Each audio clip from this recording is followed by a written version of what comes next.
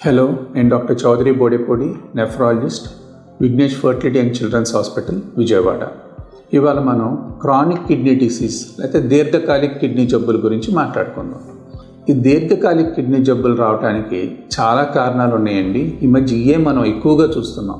Rather దేనికి వస్తున్నాయంటే, sugar ఉంది పట్టించుకోలేదు, బీపీ ఉంది, అమ్మో బీపీ మందులు వాడితే కిడ్నీ పాడైపోద్దేమో అని వాడకపోవటం, లేకపోతే అనవసరమైన మందులు నొప్పులకి వాటికి కనిపించినవి వాడటం, అండ్ మంచి మంచి అలవాట్లు చేసుకోవటం, ఎలాగ స్మోకింగ్, డ్రింకింగ్ ఇలాంటివన్నీ చేస్తారు. వీటి వల్ల పాడవటం, లేకపోతే హార్ట్ ప్రాబ్లము, లేకపోతే బ్రెయిన్ ప్రాబ్లము, లేకపోతే యూరిన్ అడ్డుపడిపోయి ఉండటము, క్రానిక్గా స్టోన్ వస్తుంది కానీ ఆపరేషన్ అంటే భయమే, రాయి తీపించుకోకుండా కూడా కిడ్నీ పాడు చేసుకునే వాళ్ళు ఉన్నారు.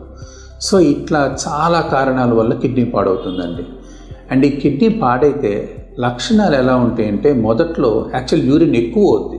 రాత్రిపూట్ల ఎక్కువసార్లు వేస్తారు, మాకు ఎక్కువ వస్తుంది కదండి అంటారు.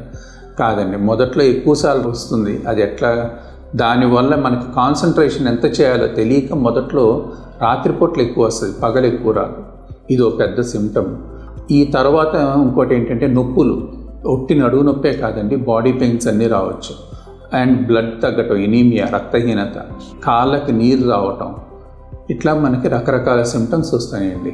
ఈ సిమ్టమ్స్ అన్నీ ఉంటే అప్పుడు మనం కిడ్నీ డాక్టర్ని అడిగితే ఏమన్నా సిమ్టమ్స్ అని డెఫినెట్గా చూసి అది కిడ్నీదా లేకపోతే ఇంకేమైనా కారణమా మీకు చెప్తారు.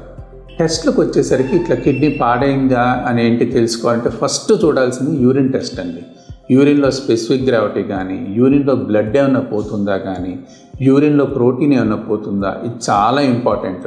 చాలామంది క్రియాటిన్ ముందు చూసుకుంటారు, ఈ యూరిన్ టెస్ట్ చేయించుకోరు. క్రియాటిన్ పెరగాలనేసరికి కనీసం 40% 50% కిడ్నీ పాడయ్యాక అని రిపోర్ట్ తెలియదు. సో ఫస్ట్ యూరిన్ టెస్ట్ చేయించుకోండి, తర్వాత స్కాన్ చేయించుకోండి. స్కాన్లో కొంచెం అర్లీ స్టేజ్లో కూడా మనకి కిడ్నీ తేడా వస్తే తెలుస్తుంది. కిడ్నీకి స్కానింగ్ చేయించుకోండి. ఆ తర్వాత క్రియాటిన్, బ్లడ్ యూరియా. దీంట్లో ఒక 30-40% పాడయ్యాక కొంత తెలియచ్చు. చాలాసార్లు 50% పాడయ్యే వరకు కూడా ఏమీ తెలియదు. ఆ తర్వాత దీంతో పాటు ఎలక్ట్రోలైట్స్ చేయాలి, యూరిక్ యాసిడ్, కాల్షియం, ఇవన్నీ కూడా చూస్తాం. ఇంకా స్పెషల్ టెస్ట్లు ఉంటాయండి. మనకి ఒక సైడ్ కిడ్నీ పాడైంది అనుకుంటే అది ఎందుకు పాడైంది, సో దానికి మనం న్యూక్లియర్ స్కానింగ్ కానీ లేకపోతే రీనల్ డాప్లర్ కానీ ఇలా స్పెషల్ ఇన్వెస్టిగేషన్స్ చేయొచ్చు.